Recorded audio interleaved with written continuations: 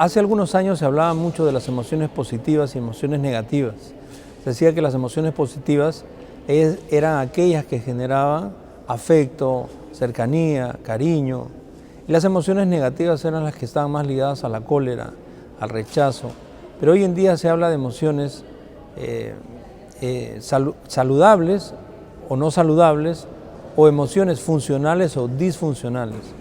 Las emociones disfuncionales son aquellas que pueden llevar a generar comportamientos de los cuales en algún momento nos vamos a arrepentir. Por ejemplo, cuando uno tiene mucha cólera, pasamos de la cólera más bien a la ira. Y la ira sí nos puede llevar a hacer cosas inadecuadas o cosas que o acciones que puedan llevar a generar un daño en otra persona. Las emociones afloran, se expresan. Yo ponía el ejemplo de un niño que siente celos por su hermanito. Los celos son emociones que afloran y los celos muchas veces pueden llevar a un niño a sentir cólera por el hermanito.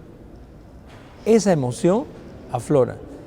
Con lo que hay que tener cuidado es a qué cosa puede llevar a un niño que siente mucha cólera hacia su hermano. Si le hace daño, ahí estamos hablando de una emoción disfuncional, porque está generando daño en otra persona.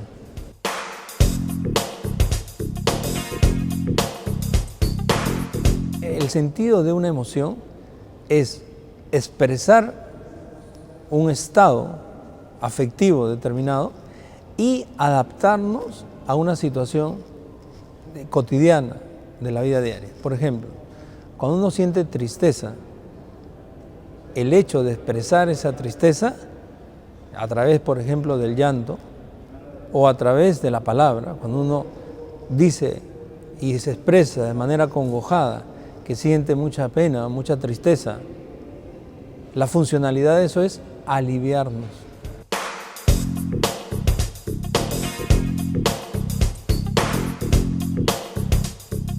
Hay una parte vinculada a lo cultural y otra que tiene que ver más con lo innato, con lo biológico. ¿Okay? Por ejemplo, cuando sentimos que alguien invade nuestro espacio corporal, tendemos a defendernos. Eso es biológico. Igual sucede con los animales. Cuando alguien invade el territorio de un animal, el animal se pone bravo. Lo que busca es defenderse, ¿verdad? Pero, por ejemplo, el espacio relacional es, de alguna forma, alimentado por lo cultural.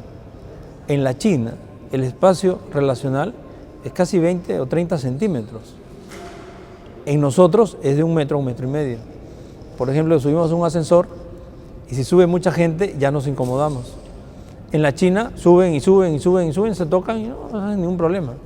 ¿Por qué? Porque culturalmente hay tantos chinos que para que el ascensor suba y baje pasa mucho tiempo. Entonces prefieren estar todos apretados y subir o bajar. En nosotros sucede algo distinto.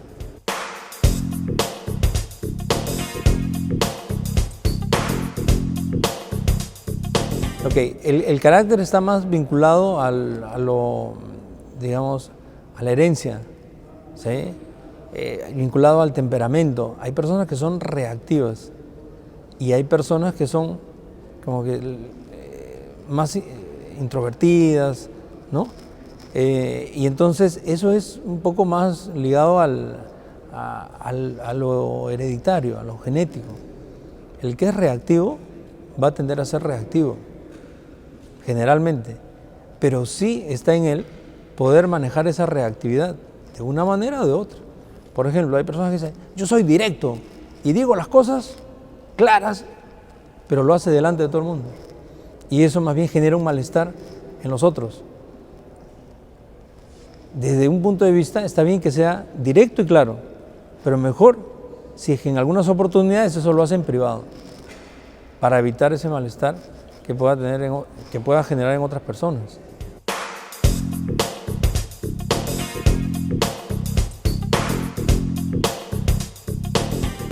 Muchas veces el expresar las emociones nos da miedo, nos da temor. Y el miedo es la emoción más difícil de vencer. Como docentes podemos hacer muchísimo por nuestros alumnos cuando, por ejemplo, le permitimos que pueda expresar una emoción y tener la experiencia de que no va a pasar nada funesto, desastroso, como de repente el chico o la chica tiene en su mente que podría suceder, porque alguna vez, de repente cuando expresó esa emoción, le fue mal.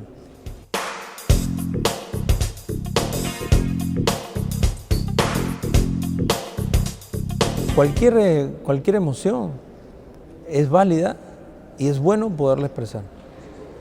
Aquello que nosotros expresamos y nombramos es más factible poderlo manejar.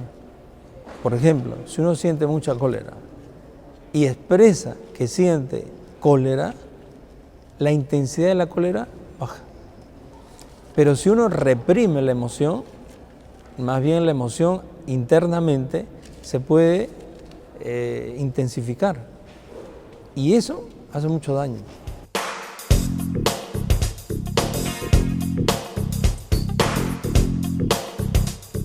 Por ejemplo, los docentes que tienen muy presente la disciplina ante todo.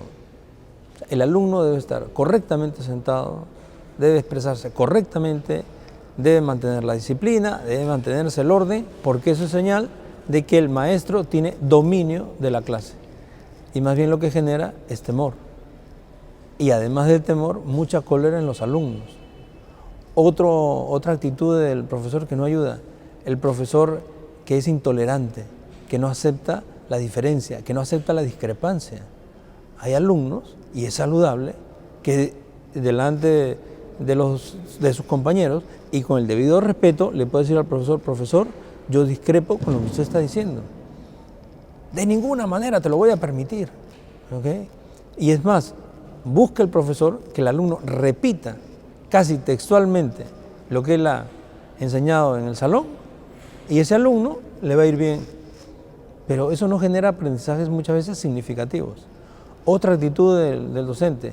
Yo decía en la conferencia, por ejemplo, para graficarlo, ¿no? Y ser un poco y podérselo transmitir al maestro de tal manera que le quede la profesora cachetada, ¿no? Esa profesora dura, esa profesora que de repente minimiza lo que el alumno está expresando y de repente el alumno está haciendo un gran esfuerzo por manifestarle a la profesora algún temor, que le da miedo salir al recreo, que le da miedo acercarse a las chicas, que se siente muy tímido, y la profesora, pero hoy eso no tiene nada de importancia, esto se arregla de un... No, ya ven, vamos. Y como que minimiza. Y el alumno siente de que no es muy importante para la profesora o para el profesor lo que le comentó.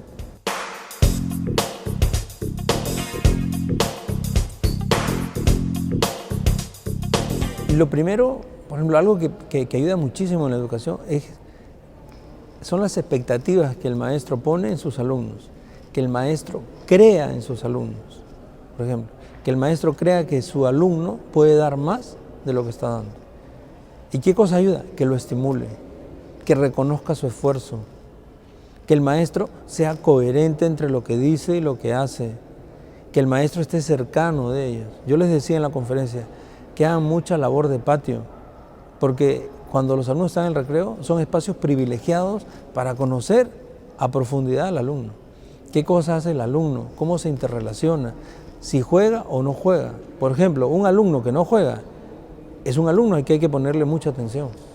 Y hay chicos en los colegios que cuando salen al recreo no juegan con nadie, se sienten totalmente solos. Entonces, esa labor es importantísima. Otro aspecto que yo les decía en la conferencia es la palabra. ¿Qué cosas le decimos al alumno? ¿Qué cosas le transmitimos al alumno? Si nuestra palabra está más, digamos, en la queja permanente, en la amargura, en el rechazo, o está más bien la palabra puesta en la creencia, el valor, lo positivo, la aceptación del alumno, eso va a tener una repercusión muy grande en el alumno y puede cambiar la vida, puede transformar la vida de un alumno, un maestro cercano, un maestro que lo ve de repente a él, a su alumno un poco agestado, o lo ve muy distraído, o ve que se está durmiendo, y el profesor después de la clase se acerca y le pregunta: Lucho, ¿qué te está sucediendo? He notado que te has estado quedando dormido en la clase. Y de repente el alumno está atravesando por un momento difícil.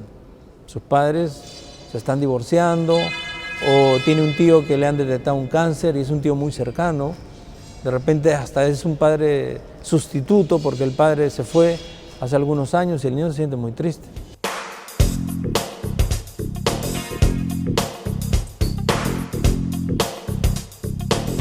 Aquello que no se expresa, lo actuamos. Lo que no se expresa con la palabra, lo actuamos con el cuerpo. Por eso es que, como me decías en la pregunta, el hecho de poder manejar las emociones adecuadamente, el hecho de poderlas expresar, es de por sí preventivo y muchas veces curativo y sanador. Por eso es que es tan importante, y los maestros tienen un espacio privilegiado para poder hacer eso con los alumnos, porque están todos los días con sus alumnos, y en esa relación las emociones se intensifican. Por eso es que al alumno, para algunos alumnos el profesor le cae muy bien, pero para otros más o menos, y para otros lo rechaza. ¿Por qué? Porque el alumno está poniendo en el maestro su propio mundo interno. Está proyectando, por ejemplo, la imagen de padre, de autoridad que tiene internamente. Entonces, si tiene una imagen de autoridad castigadora, que lo somete, que lo critica, que lo juzga, eso un poquito va a poner en el maestro. Entonces el maestro tiene que hacer como una especie de tener una doble mirada. ¿Quién soy yo y qué represento para mi alumno? Y desde dónde mi alumno se está relacionando conmigo. Y eso va a permitir entender mejor a su alumno y entenderse mejor a sí mismo, porque el maestro también proyecta en el alumno su propio mundo interno.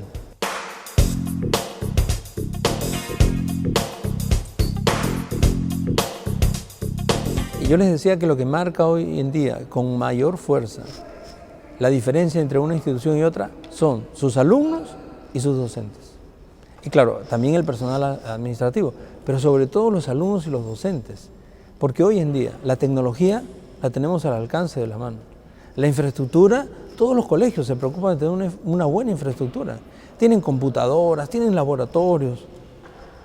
Pero si los docentes no se sienten a gusto en esa institución, si no hay un clima laboral saludable, si no hay un clima en el cual los profesores son capaces de decir lo que sienten y los alumnos también, y pueden establecer un diálogo cordial y de respeto, donde se aceptan las diferencias, por más infraestructura que tenga, por más recursos que tenga, el colegio no va a dejar una huella en el alumno, y menos el maestro.